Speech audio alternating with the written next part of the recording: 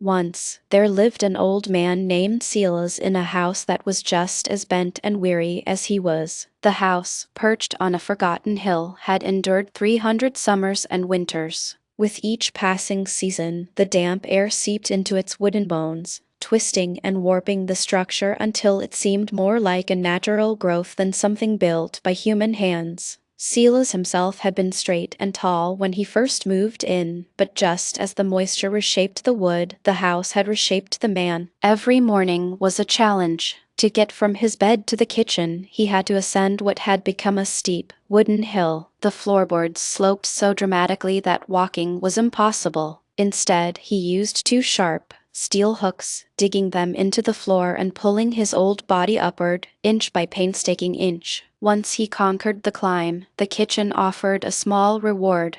A particular dip in the floorboards cradled him perfectly, a natural armchair worn into the wood by time itself. There, Silas would sit, sipping his morning tea and eating his toast. His journey to the bathroom was an entirely different adventure. From the edge of the kitchen, he would pocket his climbing hooks and launch himself onto a makeshift zipline, gliding down the long, sloping corridor. In his younger days, he had simply rolled down the hallway, but a nasty fall had convinced him to install the rope and pulley. A few times he had forgotten his hooks in the kitchen, a dreadful mistake. The return journey became a grueling, hour-long crawl, his hands raw and his stomach aching with hunger. After one particularly desperate scramble, he wisely bought a spare set of hooks and kept them in his bedroom for emergencies. The bathroom was the most alive part of the house. It was less a room and more a miniature, humid jungle. At first, it was only mushrooms, sprouting from the grout and even occasionally from his toothbrush, which he would carefully wash before use. Then came the ferns, their green fronds unfurling from the base of the toilet. Tropical plants with wide, waxy leaves soon followed. One day, he found a frog hiding among the leaves. Eventually, the shower drain gave up. The water would pool for hours, then days, until it stopped draining altogether. Silas called a plumber, a young man who took one look inside and shook his head. "Sir," he said, "all the money in the world couldn't convince me to fix this. I think you should just set this house on fire and start over. Except it's probably too damp to even burn." Silas, deeply offended by the insult to his home, showed the plumber the door and never called another. He had his own theories. The house was simply shifting, moving the pipes. It was the nature of old, beautiful things to be crooked.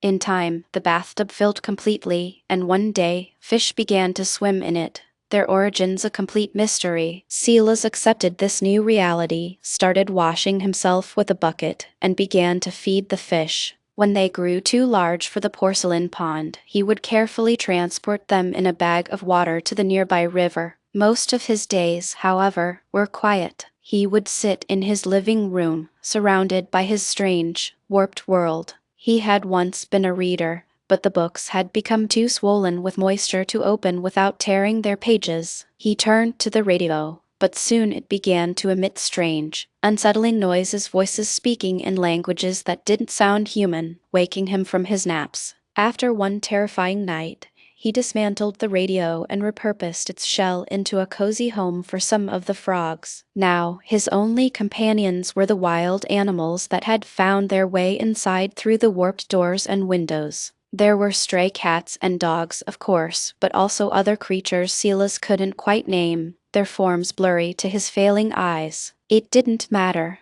They ate the bread he offered and allowed him to stroke their fur, so he knew they weren't dangerous. To Silas, there was no better place on earth than his crooked old house. Others, of course, did not agree. It wasn't family who bothered him. His parents were long gone. He had no siblings, and a love he'd had when he first moved in had warped and broken along with the house. No, the trouble came from a group of local do-gooders, a youth association dedicated to visiting the elderly. Silas had no interest. He didn't consider himself elderly. When they knocked, he would say no, thank you, and shut the warped door, which never quite closed properly. They were persistent.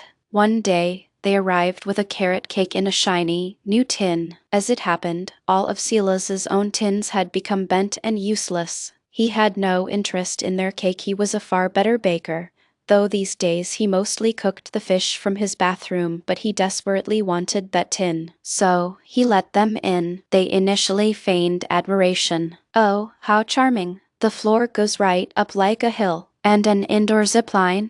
How fun." He invited them for tea in the kitchen, but when they saw the climb, they politely declined. "Quite all right," Silas said. He tied the new cake tin around his waist, grabbed his hooks, and began his ascent. On their next visit, they dropped the pretense. "Are you really comfortable here, Silas?" they asked. "You know, there are lovely homes where they cook and clean for you." "No, thank you," he said, taking the tin of chocolate cake they'd brought. He had to admit, their carrot cake had been surprisingly good. "If that's all, you can go." Actually, he reconsidered, "you can keep bringing cake. Just leave it by the door." "Oh, but we love visiting," they insisted, settling awkwardly on the living room sofa, surrounded by the wild animals. The floor beneath the couch was so uneven that they kept sliding off. It was their last visit. It was a shame, Silas thought. He did enjoy the cake, but he could still bake his own, and now he had two fine tins. Lately, though, his energy had faded. Climbing to the kitchen felt like scaling a mountain. He began to eat the mushrooms from the bathroom, which required no effort at all. One afternoon, as Silas zipped down from the kitchen, the rope snapped. He crashed to the floor and rolled helplessly to the bottom of the corridor. The entire house shuddered. His climbing hooks clattered from the wall. The animals shrieked, and the fish thrashed in the tub. The sofa in the living room slid across the floor and slammed into a wall. Silas couldn't get up. He was hurt, yes, but more than that, he was tired. He was cold, it was damp, and he had simply had enough. He lay on the floor and surrendered, letting the house he loved take him. The ferns from the bathroom crept forward, wrapping their cool, green fingers around him. Moisture trickled down the walls, forming a pool until only his face remained above the water. The animals drew near, sniffing him. When he didn't move, they opened their mouths. As his eyes closed for the last time, Silas thought he saw a mushroom detach itself and inch slowly toward him. The crooked old house let out a final, deep sigh. 300 years was more than enough. Its bones began to crack, and then, in a cascade of splintering wood and groaning timbers, the entire structure collapsed inward. The ceilings fell, the water rose, and the ground swallowed the whole thing. For years, people spoke of the crooked old man in the crooked old house. They searched for months but never found a body. Some of the animals were rescued,